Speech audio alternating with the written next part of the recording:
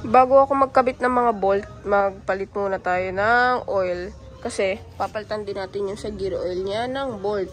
So, might as well, palitan na rin ng engine oil at gear oil. Saka nakaka 1,500 something na rin kasi yung odo nito ni Pip. So, second change oil niya ngayon. Yung unang nag-change oil ako, ito yung binuksan ko eh. Kaso ayoko nang buksan ulito kasi napakahirap ibalik. I'm just a girl. Kaya ang pinili ko ngayong buksan ay hindi to sa ilalim niya. Yan, yung bolt na yan. Naluwagan na pala yan ni Aaron, so iikot ko na lang.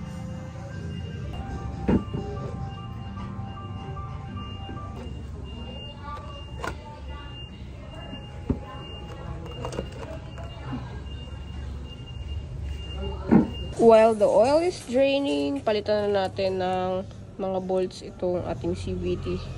Ito muna tayo mag-start.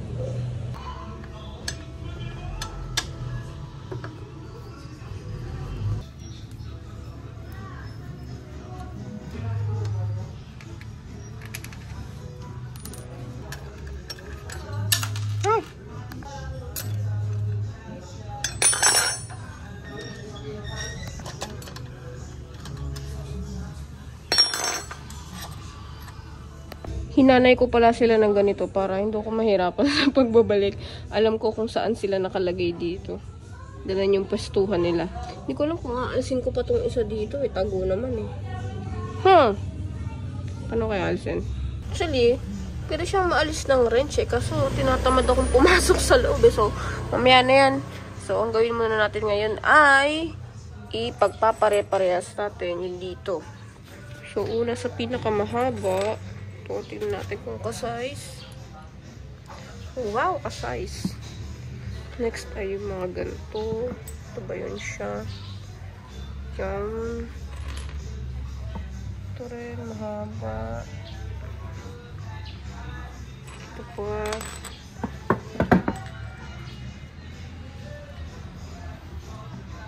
Yung maliliit. Ito. Yeah.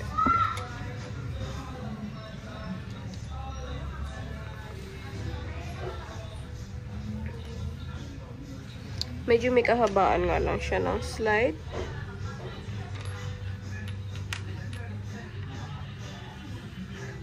Or ito yun. Hindi, same size lang to eh.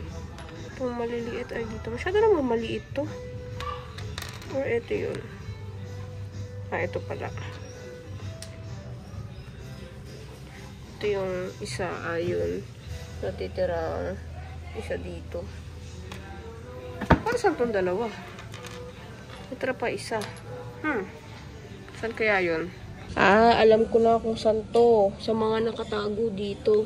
Sa mga napapanood ko sa vlog, may mga nakatagong something dyan sa CVT. Tapos, hindi na nila binabalik pagka, kaya nagpa-CVT cleaning sila. Hindi na nila pinapabalik yun para mas madali lang baklasin next time.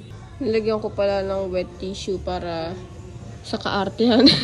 Para hindi magasgasan ng ating mga bolt. Ganyan lang naman talaga sa bago yan. Sa umpisa lang magaling. Yeah. Chok. Hindi siya magagasgas. Kaartehan. Ang hirap talaga mag-vlog pag iisa lang ang kamay.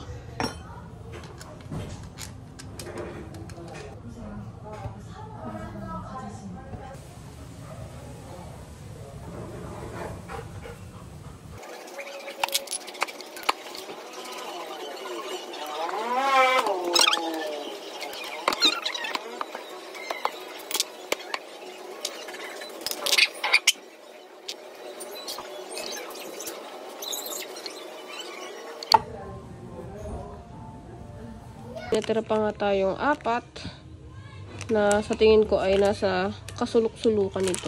Ayan. Kabit na natin. Makinang-kinang na. So, ang ating sunod ay itong airbox. I-drain ko na rin pala ang kanyang gear oil, which is this one. Ito, dito. Pag magde-drain kayo. Tingnan nga natin kung ka-size niya nga ere.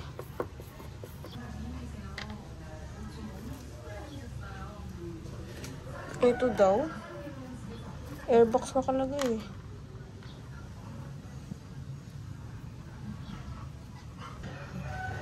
Ay, naku, ang hirap. Huwag na nga.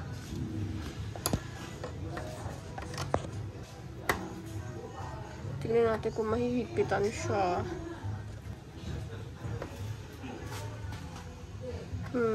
Hindi nakagaya ng higpit sa stock. Sana hindi siya matanggal. Hindi ko rin sure ilan ba ang screw ng airbox, pero ito lang yung mga natanggal ko. 4, which is this one. 1, 2, 3, and then itong nakatago, 4. 3 airbox holder. Ayan, 1, 2, and 3. Yun nga lang sa stock, may kasamang washer na pagkataba-taba. Pero kung ikukumpara mo naman siya dito sa ipapalit ko, may kahabaan. Ayan, may kahabaan siya. Wala akong washer na ganito eh. Hindi are, mga ma'am sir, kasi masyado siyang ayan. Meron siyang awang. Ayaw naman kasing umalis ito. Masyado namang makalapit ay. Gear oil bolts with 4. Kasi kabit ko na tong isa dito. So, tong 3 na to ay dito, dito, at dito.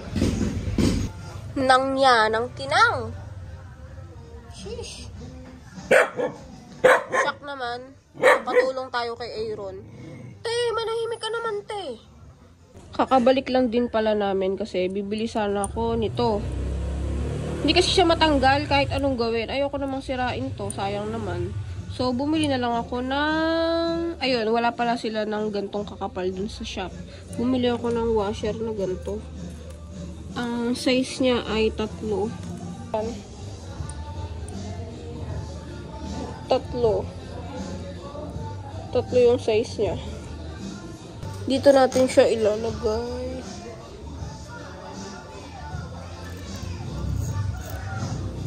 Yan, ganyan. Sa airbox holder. Ox na. Ayan. Saka dito.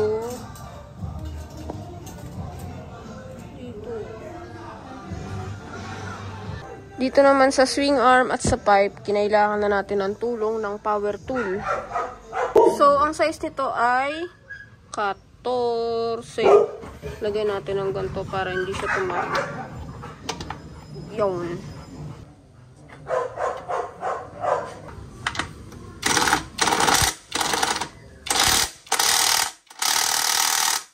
Tigas oh.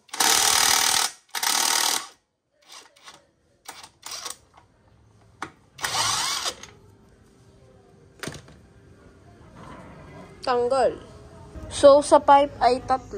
Ayan, 1, 2, and 3. Sa swing arm ay 2. Ayan, tinanggal ko na. Tapos yung isa, nakatago kasi. Ito, oh, kailangan patanggalin yung pipe. Nakatago naman siya. Siguro isa ka na ilagay. Sa tire hugger ay 3. Pero 2 pa lang ang nababaklas ko. Which is this one. Ito at saka ito. Tinanggal ko rin pala yung radiator cover. Kasi hindi ko maalis tong isa kanina. Kukunin ko yung kay Aaron. Hindi pala siya para dito. Isa lang nagkasya eh. Dito ay hindi ko alam. Hindi ko yata nabilhan. So, radiator cover na. Finally, natanggal ko rin yung kay Aaron. Kasi sakto lang eh. Pang PCX 160. Sakto siya sa mga suotan ng bolt. So, hahanap lang ako ng extra bolt sa loob para CNC na rin yung nakalagay sa kanya. Yun baga. Pagkakabit lang ito, inabot na siyam-siyam. Diyos ko Lord. Napaka ng mga singit-singit. Pipe side naman, pero feeling ko ang mapapalitan lang natin ay yung mga sa disc and then itong 2 to kasi kung papalitan din natin itong sa banjo bolt, tatagas yan at hindi tayo marunong. Napakatigas. Sige. O, yun. Tapos na tayo dito sa part na to. At yun nga, hindi natin nakabit to. Saka, eto kasi nilagay ko na. Eto mo itsura, oh. Bibili ako ng bagong disc. Baka mga next week pa natin makabit kasi hindi tayo uuwi ng Laguna this weekend. Inin Aaron. Second to the last part, ang ating mga grab bar bolt. Nasaan na ngayon? Ito. Grab bar. Tatlo lang yan siya. Ito, 1, 2, and 3. Kala ko hindi papasok eh. Gawa ng napaka-iksi lang pala nito. Pero yan, nagkasya naman siya. Ganito kahaba yun. Masyadong maliit, guys. Hindi siya abot. So, stock na lang binalik ko. And on to the last part, itong mga body bolts na 10 pieces lang naman. Ang mga binilhan ko ay ito lang. 1, 2, 3, 4, 5. So, 10 dahil ganoon din sa kabila. Ito yung ipapalit ko. Ganyan. Hang. Matanggal na. Ito yung mga sa itsura na. At sa ating finale ay putik na yan. Alam nyo ba kung anong oras na? May alas 4 na. Anong oras tayo nag-start? 11. Ayan, change oil. Ngayon ko lang mailalagay yung oil. Seat scooter. 400 ml and another 400. Bali, 800 ml.